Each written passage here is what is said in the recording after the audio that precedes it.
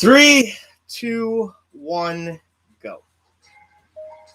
Hi everyone, I'm Paul Mr. Cleveland Warren, living in the city of Cleveland, in the state of Cleveland, in the United States of Cleveland. I forgot this was the 34th episode. I could have done Rule 34, but unfortunately, everyone says it towards nudity because, what? You get Bender, actual ass, despite my shiny ass, and that's why I really have one! It's just his head, but that's what Rule 44 is. Unfortunately. Well, that's a weird way to open the show. What is episode number 34 actually about, Paul? Worst baseball films of all time. The only reason I'm saying worst now because, face it, Cleveland, your baseball club is not going to be in the playoffs. Your season's practically over. Well, boom, boom, boom, boom. Oh. Yeah, the Cleveland Idiots blew it again. So their legacy of the Cleveland Indians was a total failure.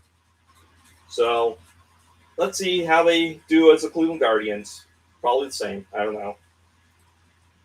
So I'm going to have to go with the worst movies of all time. Starting with number 16, The Babe Ruth Story, released in the late 40s. Okay. 1948. They pushed this so they can just, as Babe Ruth was dying or dead or something. And many people have said this is the worst. According to many people's opinions, this one sucks. The movie sucks. They make Babe Ruth look like God. It's like he can walk on water, but if they did a real Babe Ruth story, it'd be basically like the Michael Jordan story. It'd be like LeBron James' Space Jam. Yeah. But anyway, so yeah, it stars really nobody.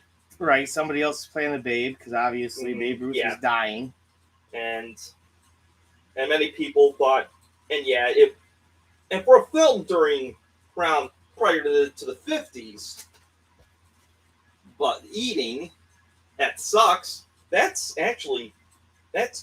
damn. Really. Right. Number 15, Little Big League. Now, in some ways, this film is fine only because of nostalgia purposes, but it's not like the other movies that came out in the 90s, it's trying to ride up coattails off of Rookie of the Year. And actually, if I made the best baseball movies ever, I actually rank Rookie of the Year to 15. Only reason it would have been higher, but only because with Rookie of the Year. But now I rank it 15 because of two words: Chicago Cubs. Oh, because they actually did win it all. Yes, and the Cleveland Indians, and it was us that they beat. Yes, and the Cleveland Guardians will never win the World Series. Well, anyway, so Little Big League I kind of liked because the kid was his grandfather gives him the ownership of the Twins, right? Mm-hmm. Yeah. So I sort of liked it. Yeah, but that's actually one of the few teams that's also having difficulty trying to. Oh yeah, they just spent a whole bunch of money in their offseason, and they've got one of the worst records in the major leagues. Yeah. Yeah, the Minnesota Twits. That's what some people might call them. That's what you call them, apparently. Well, yeah, but the other thing is, when was the last time the Orioles won? Oh, it was probably 70. I know 83 they went. Didn't they go in 83? I don't know. But I think they lost in 83 to the National League Club, whatever. Yeah. Number 14, Summer Catch. Starring Freddie Prinze Jr. Ugh. And that's got to be terrible. And some people, what is it? A rom-com? Is it a baseball film? Is it a rom-com film? Very confusing. And he plays a minor league ball player, doesn't he? I believe so. Number 13, Beer League. Now, this would be a movie. Now, it released in 2006. Basically, starring Artie Lang, and this could have been a Happy Madison film. It's low budget, and it's bad. Like, good bad. As I've seen it once before. Mm-hmm. It's just that it's it's a kind of meandering plot, if a plot even exists. Mm-hmm. But it's about guys just drinking beer and playing softball. Yeah, that sounds like our movie that we want to make with the softball league. Well, right. Well, see, at least ours has kind of a story because it's called Church League Softball, and those are the jokes. And there's a lot of jokes in it, and I'm sure there's a story as well. I'm not even sure. The mega church does not drink or smoke. Well, neither would the Baptists, right? Right. Right. We'd have to write out all the teams. Mm-hmm. So yeah. What? I'm on number 12, right? I believe so. Because 13 was Beer League. Yes. Yes. Okay, number 12, The Scout. There's been a lot of talk about Brendan Fraser lately. Yeah. But this is one film you'll never hear him in, The Scout. He's just got a small part in that, though, right? Yeah, it also has Albert Brooks in it. This isn't the one with the guy with the mustache and he's driving all over the place, scouting for players. That's a good movie. I think that's got a different title, maybe, apparently, since you said The Scout, and that's Albert Brooks. Albert Brooks, I'm not a big fan of his. People love him. He was even in the early days of Saturday Night Live with stuff that he did, short film things and all that stuff, like the Broster's Chicken Bit. Yeah. But, man, I got to be honest. I've not been a big fan of his work. Okay, number 11, The Slugger's Wife. Another rom-com baseball haunt-you film starring nobody. Yeah, nobody in there, huh? When did it come out? Randy Quaid, is it? And is he the slugger or is he the wife? Moose Granger. It was released in 85. Yeah, I gotta say, this is a movie I'm not familiar with. And if Randy Quaid's your star, Can you name a movie where Randy Quaid is the star? Yeah, and it was any good? Like he's a comic relief guy. Yeah, and you know, I still could hear him saying that. See, now your name is gonna be in your name's now despicable. Sell the team, turn this place into a parking lot. Yeah, I know you're referencing Major League too. But you're also spiking, so there's no need to yell during your obnoxious Randy Quaid impersonation. Okay. Number 10, Mickey. No, it's not about Mickey Mantle. That'd make more sense. But it's actually another one of those films that nobody has heard about. There's some guy named Mickey? 2004 film. Really? Starring Harry Connick Jr. Man, again, another guy, like, he was all right when he was in that, what was it, that one where he's a murderer. Yeah, he's running away from the IRS, and he wants to have his son play Little League. He was okay on Will and Grace. That's I didn't like that show, but he made it worth watching. So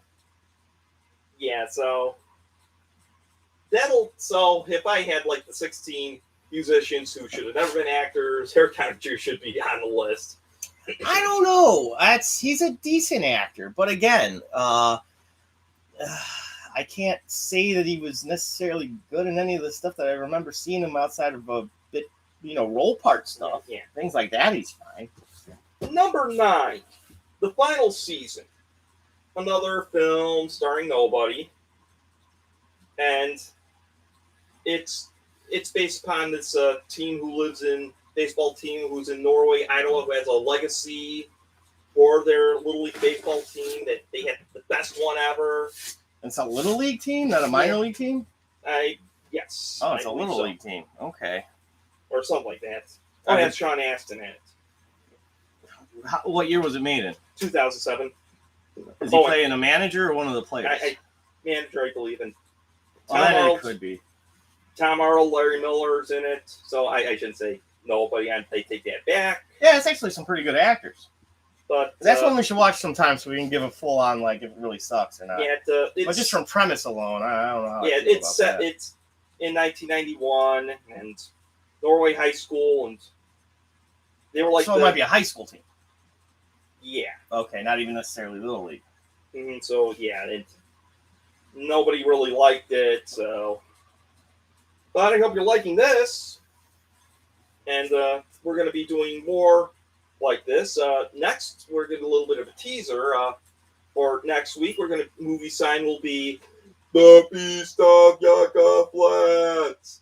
the album cover be Genesis's final album, studio album, Calling All Stations. Okay. And top 16, the 16 things that could have made 1986 better. Okay. Even though I enjoy 1986, Mm-hmm. there are some things that could have been better. Like I wish we kind of had Cartoon Network because we probably could have had it, but maybe my parents had dual Leave income. something for next Okay, so- next week. Click, like, subscribe, notify, Mm-hmm. etc., etc., etc. My bell shrunk. I put it in the wash. Hmm. Number 8, Hardball, starring Keanu Reeves. Enough said. Basically, I like Keanu Reeves. I mean, it depends. What year was it made in? let's see here.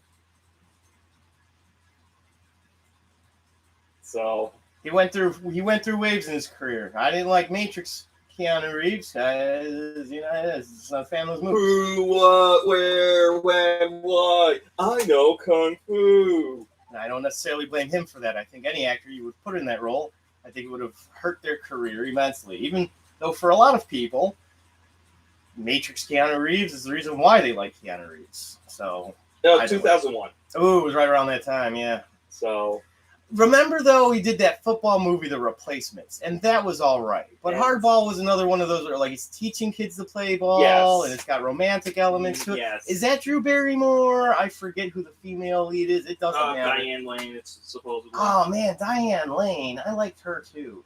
She was kind of a call back to, like, classic actresses, too, and then they screwed that up by having her in that movie where she cheats on that guy who had the gerbil up his butt. Richard Gere. Yeah, like after this, I'm probably gonna have to leave because I got to charge my phone. Oh, that's fair. What percentage is that? 15. Then we better hurry up and get through this. No, next one, 7 is Night Game. Mm-hmm. 1989 film, starring looks like nobody, and it's like one of those crime film kind of genre. Mixed So with- it's a baseball movie that centers around a crime. yeah, yep, that's what it basically is. Well, I kind of want to read the synopsis on this. Yeah, well, Sounds interesting, but unless it really sucks. yeah, it flopped in the box office in the It doesn't always mean everything, though. yeah. And some critic reviews aren't exactly right. Number 6, The Benchwarmers. Mm-hmm. I have to put that one on there because It's dumb. It is a dumb movie. It's what? It's David Spade, John Heder, and Nick Swardson, right? yeah, but anything with David Spade is probably going to suck anyhow. Him is the lead. Like he's again. It's another one of those. We're talking about guys who are they're funny if they're a second, third, fourth guy. They're just a part of an ensemble, whatever. It was better when Spade was with Farley because Well, right. it worked. They played well off of each It other. was almost like the Laurel and Hardy concept, basically. Right. But when it's Spade as the lead, it's Like every time like David no, Spade, it was Rob Schneider who was the lead. That's right. It's a Rob Schneider movie. That's why I Rob didn't like it. Schneider is the Benchwarmer, Oh, rated PG-13. And he is the lead in that movie. Spade's one of his doofy friends. Rob Schneider is an onion. Well, The anyway. sequel to The Carrot. It's just dumb because there's funny jokes in it. There's good jokes in it because then they go around playing little league kids, and then they finally face a little league team, and the guy's supposed to be 16, and he's smoking cigarettes, and he's a relatively well-known Hispanic actor, but he plays like a bad guy usually and stuff, and he's playing the pitcher against him. He's striking him out each time, and it's not like he's got a beard. He's not 16. Wasn't that guy from the Harold and Kumar Christmas film, or the same guy in Bubble Boy? I can't recall. Damn, let me check. It's okay. You don't have to look it up. It's not a big deal if we know who that actor is. All right. But John Lovitz is in it. John Lovitz was funny. I like John Lovitz. But I really wish they bring back The Critic, because you know how many films out there right now the Jay Sherman It movies. stinks. It stinks. So go on to the next one. 'Cause Okay. Benchwarmers is a bad movie, but it Okay. had funny moments. Number 5. This one's a tie. and it's part of the Bad News Bears franchise. Does this mean they're both 5 and 4, or they're both 5? Both 5. So that makes it a top 17 list. Okay, fine. I'm just saying. So what are these two movies? The Bad News Bears, the remake. The remake. With Billy Bob Thornton. Yeah, I know, and I like him in some stuff, but that movie. And the Bad News Bears go to Japan. And I don't think I liked the Go to Japan. I liked when they played in the Astrodome, and that was fun. And they had that one guy who played their manager. Mm-hmm. That guy was a good actor because he took over the reins for Walter Matthau, and at least that guy did that all right. But the Japan one, I don't remember that so well. I don't even remember there being an adult around. It's just they were running amok in Japan. They played a Japanese team, I think. Mm-hmm. Should have had their asses beat. But don't they win? They always win, except in the first one. Yeah. And the first one was good because they lost. Mm-hmm. But anyway. But I don't recommend those two. If you want to watch the Bad News Bears, watch the Walter Matthau version. Oh, definitely. And that's a great movie. The bad guy is a great bad guy. The guy who plays it, he does way better than Kinnear does. Like, anytime I see that Kinnear guy, I can't see him as a bad guy. I can see him. What's his name? Greg Kinnear. Yeah, it's Greg Kinnear. Greg Kinnear. I could see him as a smarmy guy. I could see him playing somebody that, you might dislike a little bit, but I can't see him playing a bad guy. Like the manager of the Yankees in that movie literally hits his own kid. And it's believable. He's all like, man, he slapped his own kid. Screw this guy. And then his hot wife takes the kid home and all that stuff. That's one of the best scenes in the movie. Not because of the hot wife, but because, the kid's just standing there holding the ball and letting all the fat kids run around the bases. The fat kid and the idiot kid, or it's just a fat kid? Yeah. Fat kid hits a home run on a ball he doesn't hit. Past the pitcher. That's a good scene. And Tatum O'Neal is in the. Yeah, she's very good. The kid on the bicycle, the motorcycle. I don't know. Mickey or whatever. Boyd, Loyal. It's not Tanner. Tanner's funny. Man, there's lines in it you can't say nowadays, and you shouldn't say. Because it's bad. If there's some asshole kid who's talking like that, that's a kid where you hope the other kids kick his ass. But the lines, it's still funny. It is funny. It's in context. Everything in context. Number 4, The Fan, starring Wesley Snipes and Robert De Niro. I like that movie though, man. It wasn't done well enough, but I like it. What do you have against it? Well, many people did. It's not exceptionally well shot. Isn't it like it's a downpour and Wesley Snipes is up to bat and stuff like that? And it's like they probably would have pulled the tarps and called the game at this point. And isn't it that De Niro wants to kill Snipes and he's stalking him, and the whole movie is about knives, and he's got to talk to his kid about how you shouldn't play with knives because he's always got knives around. But if you want a good Robert De Niro baseball film, I suggest Bang the Drum Slowly. He was in it. I did not know that. In fact, I've never seen it for all the hype around it. And Wesley Snipes was he even in Major League? And he is in the first Major League. He is the one who makes the role Willie Mays Hayes so good. Because no knock on Epps. Epps does a fine job in the second one, but when you have to change an actor, it just you can tell. And Epps plays the role fine, but it's like this is a different dude. Speaking of which, number 3, Major League Back to the Minors. Well, that's okay. I've watched it at least twice in my life, and I don't hate that movie. And the only person that they really had was Bob Uecker. And so at one time I was impressed with this, and I was more scared about it than seeing I saw Mr. Belvedere naked. Well, and isn't that he's the one who's calling games for the minor league team at this point? Yes. He's not even working for the Twins. He's gone from working with the Indians to going and working for a minor league affiliate team. Now, though, that may have led to at least some of the creative juices behind what was a show with Frank Azario, where he played a broadcaster. It was out between 2016 and 2019, where it is really funny because he plays basically Bob Uecker, but he does it with his Hank Azaria twist, and that's literally what he goes through. And then he builds his life back up again, and some of the turns that they make on that show I don't really like. But Breckenridge, real good show, and the first 2 seasons are definitely worth watching because it's almost like what you would think Bob Uecker as that character's life would be like. Harry Boyle. No, that's not it. The coach was Boyle. But yeah, they better make the Major League 3 film soon, otherwise Well, it's never going to happen, and it's tough because like, Sheen's about 50 now. So more likely when the Cleveland Baseball You- Club wins the World Series, You basically. would basically need someone. You would need the original writer, Charlie S. Ward, because he wasn't involved in the third movie, but he was involved in the first two. And he wrote the first one with a lot of care, and he wrote the second one with what he felt was a lot of callbacks and too much just comedy stuff. But he could write that third one where maybe like Sheen is the manager of. You could even do it tied in with the Guardians. But it would be that it's not a Hollywood cash grab. And it's so tough because Tom Bergeron. Tom Bergeron played the role of the catcher so well. Corbin Bernstein, you'd want him involved too. I mean, the Dennis Haysbert.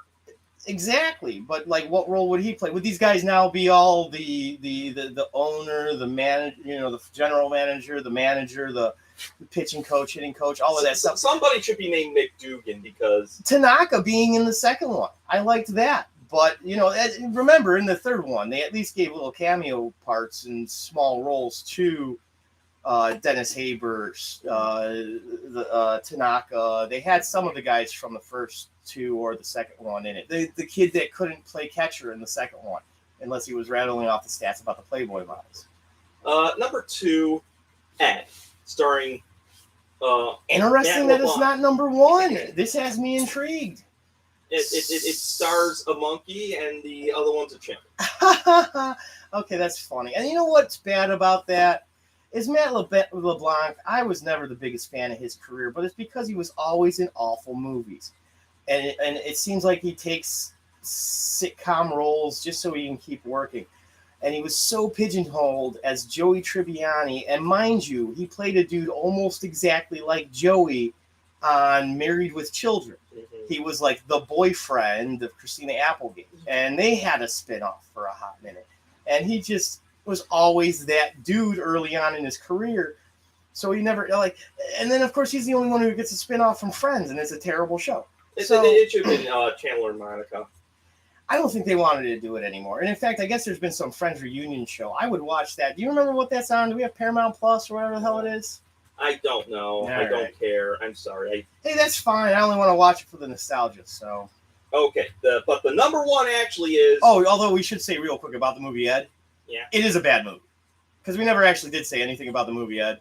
Yeah. Because I went on my That's all right. my LeBlanc my Matt LeBlanc thing. But really, with the movie is literally he's like a chimp who's escaped from the zoo or circus or whatever, and he's making all of these spectacular plays at third base, and he's throwing the ball over the first, or he's making double plays or triple plays or whatever else he's doing, and he's just doing all these somersaults. Don't hit the ball to third base. Well, from what I heard, Scrooge McDolan is actually thinking about getting a chimp for the Cleveland Guardians next year. We're fine at third base. Jose Ramirez is still here for a couple more years, and he's an MVP caliber player, and that's That is a little bit of a joke because. Well, what other cheap position would the chimpanzee play? Stick them out in the outfield or something? I'm just saying it's don't know cheapskates. They're so cheap that they would just get a monkey that they would have to, pay peanuts. Yeah, and then they'd probably get a dog named Snoopy. Do chimps eat peanuts? They eat bananas. Okay. Or I was thinking elephants. Elephants eat peanuts. okay. But Here why is elephants the are so- number 1 worst baseball movie. Number of all 1 time. worst baseball movie of all time. Any direct-to-TV movie or direct-to-video. Wait, so you lumped them all together? Well, like what? You Okay. have specific examples? Sure. Okay. The Sandlot had one. There was like the Sandlot 2, and it was really bad. Yeah. I think I remember watching that. I think there's a Air Bud film, baseball film. Of course, that's direct to video because And- did the first Air Bud even make theaters? Wasn't that the basketball one? What was the Yeah. first one? And then Yeah, he had it was- Air Buddies, and he's got his puppies playing on Yeah. and stuff like that. And Not even the same dog through most of them. His Right. dog kept dying. and also because there's some out there. Those are 2 examples. Well, for that being your number 1, I mean, I expected more examples, but that's fine. It's fine. It's your list. Because I don't have the list other thing with me. And my dad. Oh, you had written it out or something. Yes, it's on Facebook or something. Oh, I understand. Yeah. And you actually had examples on there. And then those were So we can check your Facebook page for more examples of But, awful direct-to-video the film baseball movies. Like here, I'll direct the video because I think there was one that Bad News Bears. No, I don't think so. I bet you there's like some direct-to-video sequel to the new one. Yeah, that doesn't even the have anything to base, do with going to the Astrodome or. Fall, let's see, Sandlot. But no matter what, yeah, the Sandlot heading home, and also Sandlot 2. I think so. Yeah, there is many out there, and I think most of them are Disney because. Yeah, that's what Disney does. Mm-hmm. You see the Disney name, it's a cash grab, and all of a sudden you're watching, you know, Yeah, I can't even think of a business. You know what? I'm surprised you didn't put Fever Pitch on there. I never heard about that one much. It's Drew Barrymore and Jimmy Fallon, and Jimmy Fallon is a big Red Sox fan. I've only seen parts of it, so I can't say whether it deserves it or not.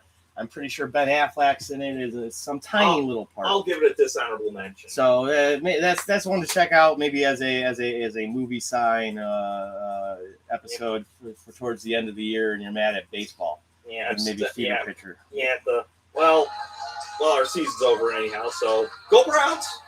Go Browns! That's all I can say. And I'm Paul Mr. Cleveland Warren, and stay tuned next week for the 16 reasons that 1986 could have been better. But as of now, I'm Paul Mr. Cleveland Warren, living in the city of Cleveland, in the state of Cleveland, in the United States of Cleveland. So long, everyone. And we're clear.